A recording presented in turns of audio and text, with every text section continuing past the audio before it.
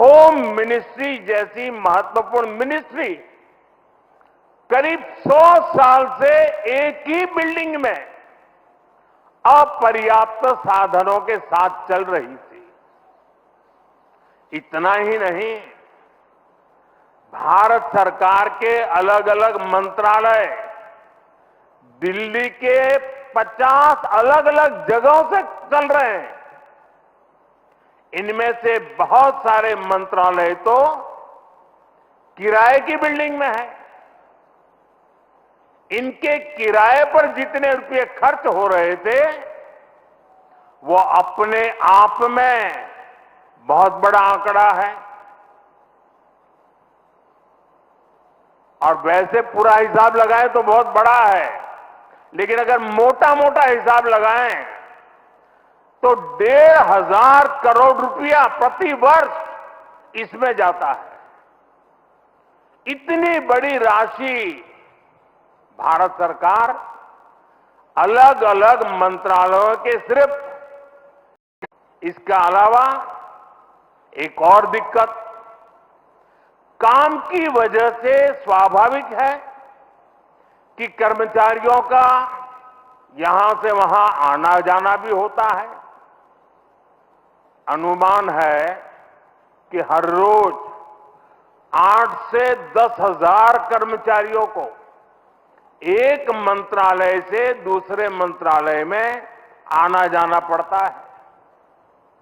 अब इसमें भी सैकड़ों गाड़ियों का मूवमेंट होता है, खर्च होता है, सड़कों पर ट्रैफिक बढ़ता है, कितना समय खराब होता है।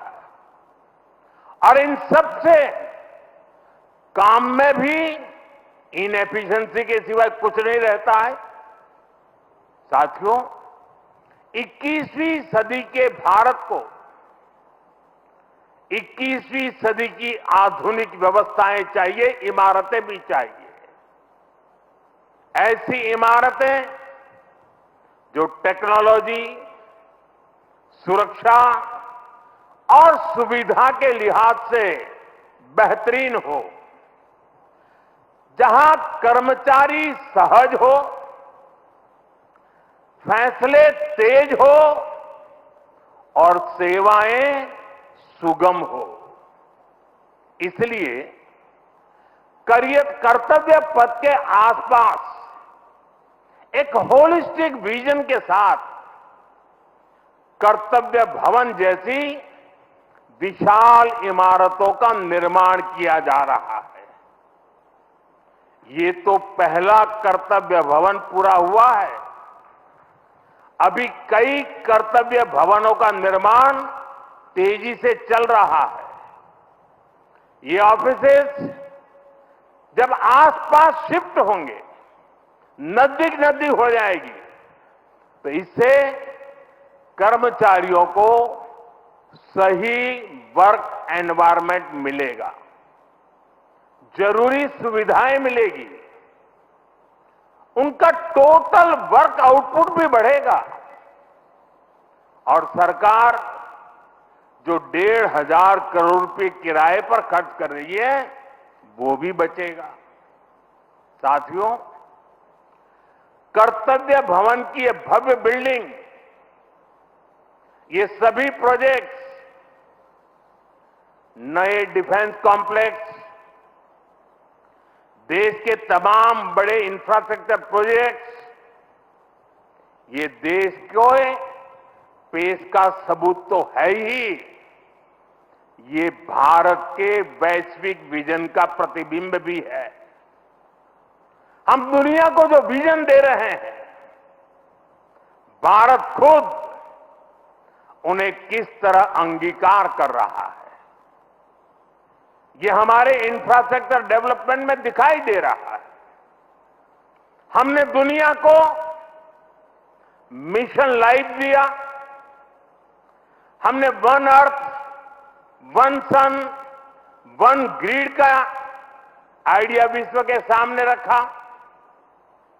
ये वो विजन है जिनसे मानवता के भविष्य की उम्मीद जुड़ी है।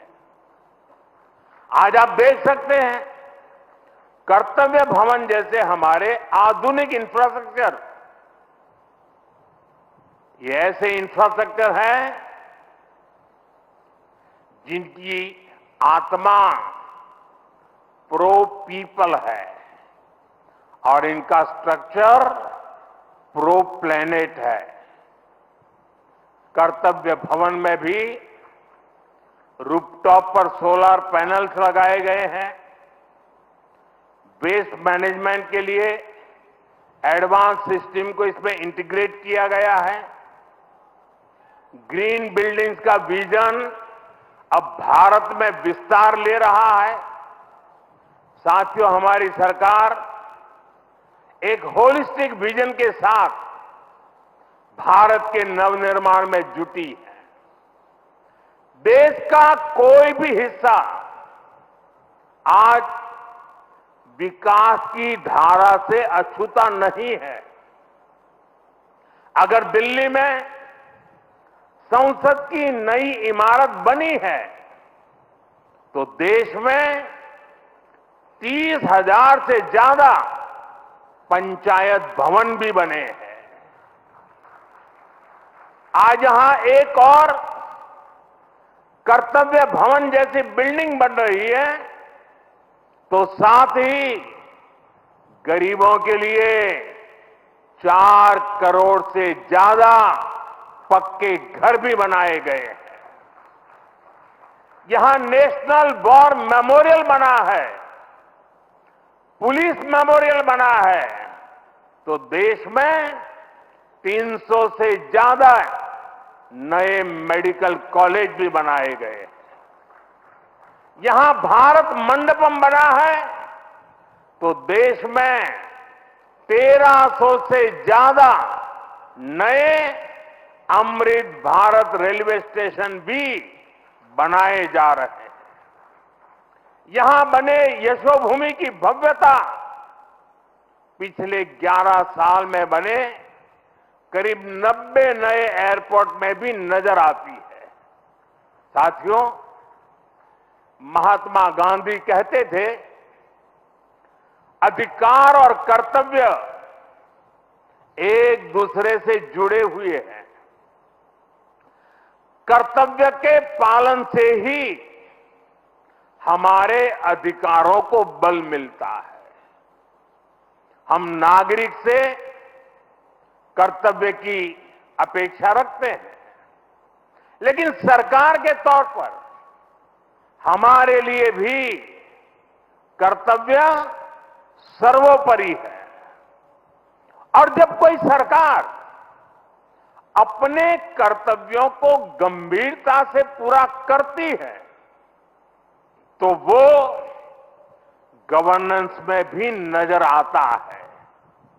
आप सभी जानते हैं, पिछला 1 दशक देश में गुड गवर्नेंस का दशक रहा है। गुड गवर्नेंस और विकास की धारा रिफॉर्म्स की गंगोत्री से ही निकलती है। रिफॉर्म्स एक कंसिस्टेंट और टाइम बाउंड प्रोसेस है। इसलिए देश ने लगातार बड़े रिफॉर्म्स किए हैं। हमारे रिफॉर्म्स कंसिस्टेंट भी हैं, डायनेमिक भी हैं और दूरदर्शी भी हैं। सरकार और जनता के बीच संबंधों को बेहतर बनाना,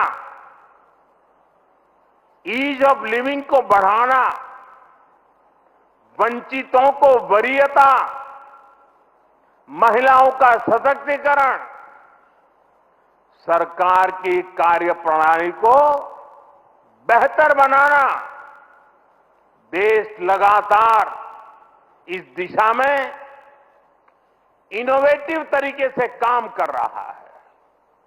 हमें गर्व है कि पिछले 11 साल में देश ने एक ऐसी शासन प्रणाली विकसित की है जो पारदर्शी है, संवेदनशील है और सिटीजन सेंट्रिक है।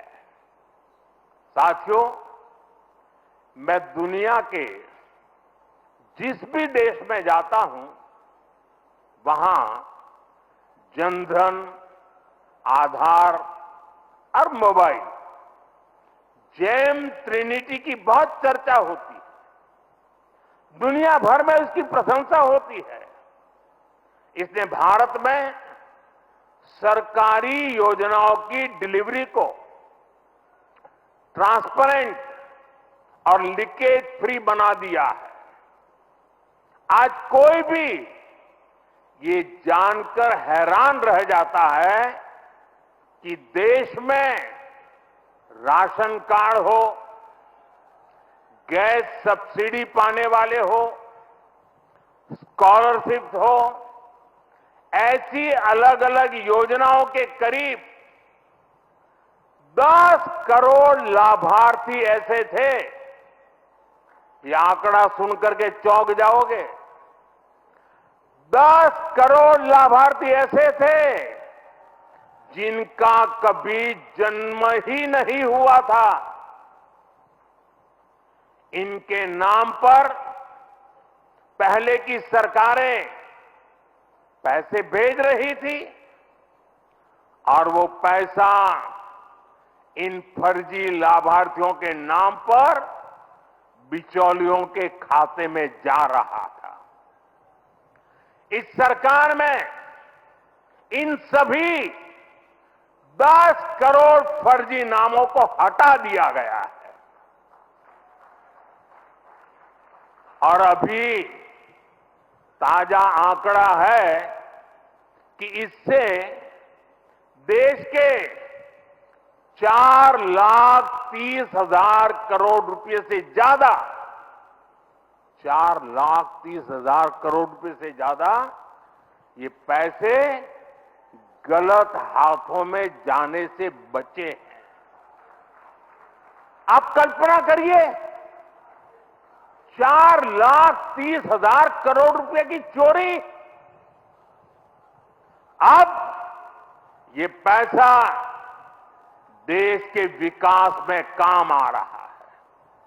मतलब लाभार्थी भी खुश हैं और देश का संसाधन भी बचा है। साथियों, सिर्फ करप्शन और लीकेज ही नहीं, अनावश्यक नियम कायदे भी नागरिकों को परेशान करते हैं। इनसे सरकार की डिसीजन मेकिंग प्रोसेस स्लो होती थी। इसलिए हमने 1500 से ज्यादा पुराने कानून समाप्त कर दिए। कई कानून तो अंग्रेजों के जमाने के थे, जो इतने दशकों बाद भी रोड़ा बने हुए थे। हमारे यहां कानूनों के कंप्लायंस का भी बहुत बड़ा बर्डन रहा है। कोई भी काम शुरू करना हो तो दर्जनों कागज देने पड़ते थे। पिछले 11 साल में 40,000 से अधिक कंप्लायंसेस को खत्म कर दिया गया है। और ये काम अभी पूरा नहीं हुआ है, अभी भी लगातार जारी है। साथियों, यहां भारत सरकार के वरिष्ठ सचिव भी मौजूद है। आप इस बात से परिचित है कि पहले कितने विभागों और मंत्रालयों में किस तरह जिम्मेदारियों और अधिकारों की ओवरलैपिंग होती थी। इससे डिसीजंस अटक जाते थे, काम अटक जाता था। हमने अलग अलग विभागों को जोड़कर डुप्लीकेशन खत्म किया। कुछ मंत्रालय को मर्ज किया गया। जहां जरूरत थी वहां नए मंत्रालय भी बनाए गए। वाटर सिक्योरिटी सुरक्षित करने के लिए जल शक्ति मंत्रालय बना। सहकारिता आंदोलन को सशक्त करने के लिए सहकारिता मंत्रालय बना, पहली बार फिशरीज का अलग मंत्रालय बनाया गया, हमारे नौजवानों के लिए स्किल डेवलपमेंट मिनिस्ट्री बनी। इन फैसलों से आज सरकार की एफिशिएंसी भी बढ़ी है, डिलीवरी भी तेज हुई है। साथियों, हम सरकार के वर्क कल्चर को भी अपग्रेड करने के लिए काम कर रहे हैं। मिशन कर्मयोगी, iGOT जैसे डिजिटल प्लेटफॉर्म हमारे गवर्नमेंट एम्प्लॉइज को इनके जरिए आज टेक्निकली एम्पावर किया जा रहा है। E office, file tracking, digital approval, एक ऐसी व्यवस्था बन रही है जो फास्ट भी है और ट्रेसेबल भी है। साथियों, जब हम किसी नए घर में जाते हैं तो हमारे भीतर एक नया उत्साह होता है, हमारी ऊर्जा पहले से कई गुना ज्यादा हो जाती है। अब आप उसी जोश के साथ इस नए भवन में अपने दायित्वों को आगे बढ़ाएंगे। आप जिस किसी भी पद पर हैं, आप अपने कार्यकाल को यादगार बनाने के लिए काम करिएगा। जब आप यहां से जाएं तो ये लगना चाहिए कि आपने देश सेवा में अपना 100% योगदान दिया है। साथियों, हमें फाइलों को लेकर अपने नजरिए को भी बदलने की जरूरत है।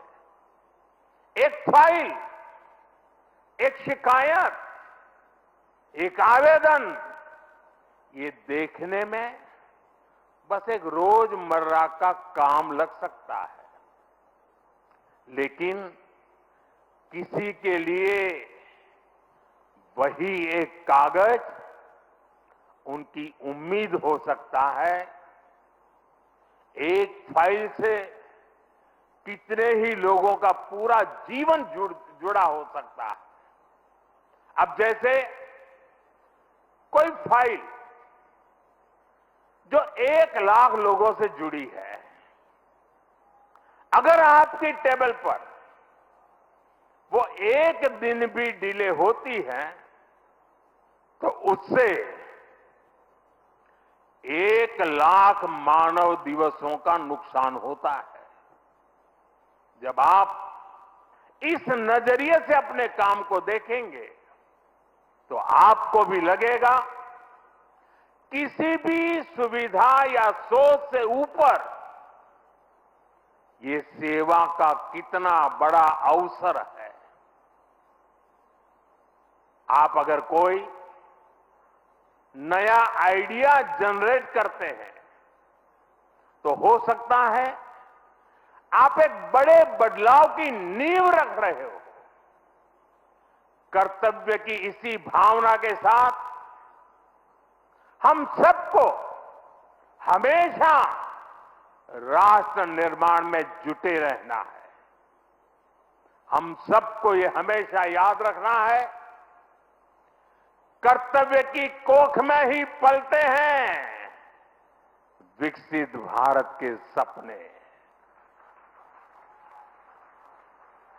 साथियों, वैसे आज ये आलोचना का अवसर नहीं है, लेकिन ये अवसर आत्ममंथन का जरूर है। कितने ही देश जो हमारे साथ साथ आजाद हुए थे, वो इतनी तेजी से आगे बढ़ गए, लेकिन भारत तब उस गति से आगे नहीं बढ़ पाया। अनेक वजह रही होगी, लेकिन अब हमारा दायित्व है कि हम समस्याओं को आने वाली पीढ़ियों के लिए छोड़ करके न जाएं। पुराने भवनों में बैठकर हमने जो निर्णय लिए, जो नीतियां बनाई, उनसे 25 करोड़ देशवासियों को गरीबी से निकालने का हौसला मिला। 25 करोड़ लोगों का गरीबी से बाहर आना ये एक बहुत बड़ी सिद्धि है। लेकिन मैं हर काम के बाद भी कुछ न कुछ नया ही सोचता रहता। हम नए भवनों में ज्यादा एफिशिएंसी के साथ हमारी एफिशिएंसी बढ़ा करके जितना ज्यादा हम देश को दे सकते हैं, उस मिजाज से इस नए भवन में हम वो काम करके दिखाएंगे कि भारत को गरीबी से पूरी तरह मुक्त करना है।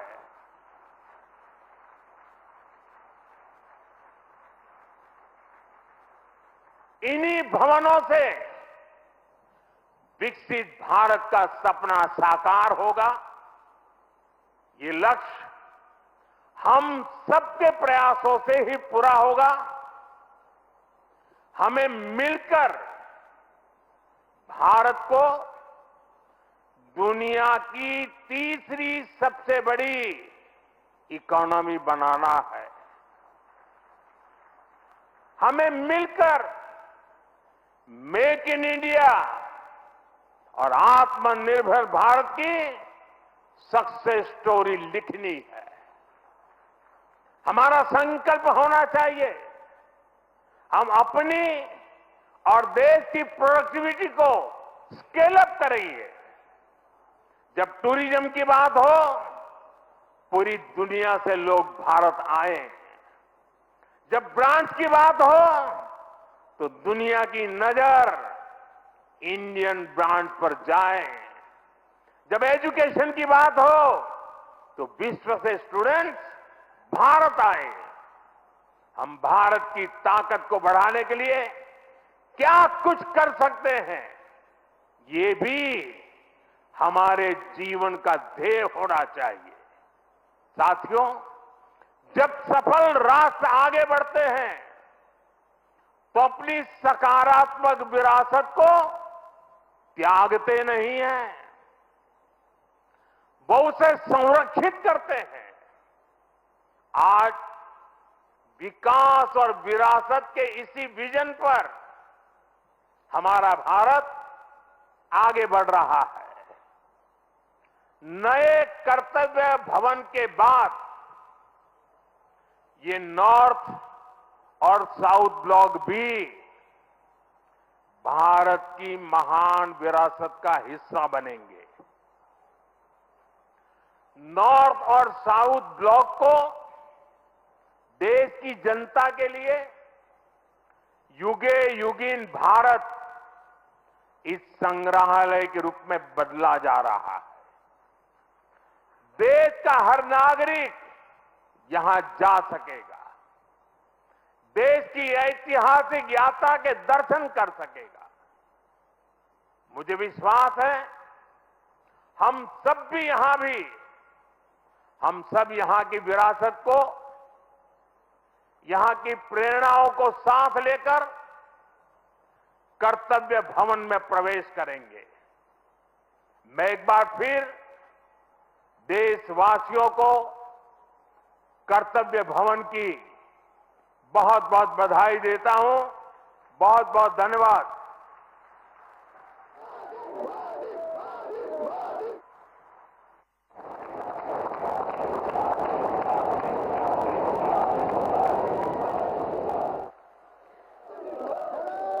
बहुत बहुत धन्यवाद माननीय प्रधानमंत्री जी।